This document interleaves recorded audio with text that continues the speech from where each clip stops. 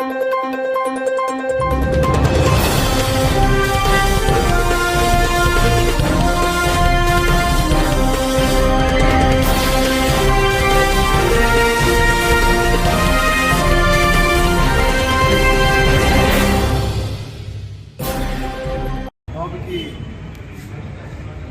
Disease వచ్చి ఇబ్బంది అనుకున్న హాస్పిటల్ జాయిన్ అయ్యారు.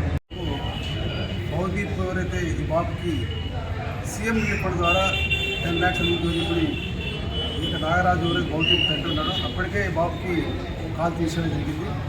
ఇంకో కాలు కూడా ఇన్ఫెక్షన్ వచ్చింది. మరి అటువంటి ఆ కుటుంబం కూడా చాలా చిన్న కుటుంబం.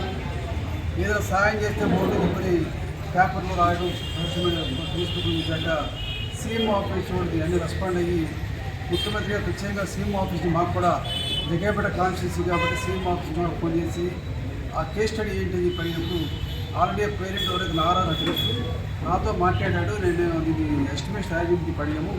హాస్పిటల్ వాళ్ళు ఎస్టిమేషన్ ఇచ్చి అనుభవిస్తాను కొన్ని రాత్రి ఎస్టిమేషన్ ఇచ్చారు హాస్పిటల్ వాళ్ళు.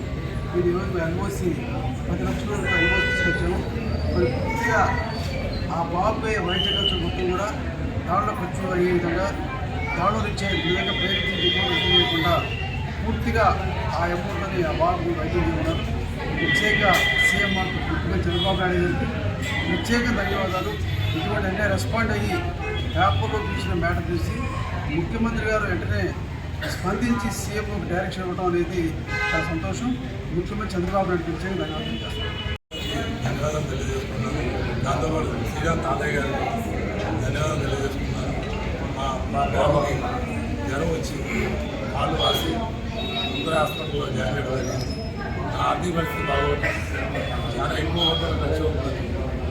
పేపర్ ద్వారా నేను చెప్పడం జరిగింది. దానిని చూసి సీఎం ఆఫీసర్ శ్రీరామ్ తాతయ్య గారు స్పందించి ఇవాళ నాకు సీఎం రిలీఫ్ ఫండ్ కింద 10 లక్షల రూపాయలు మంజూరు చేయడం జరిగింది. దీన్ని నేను చాలా సంతోషిస్తున్నాను. చాలా ఫాస్ట్గా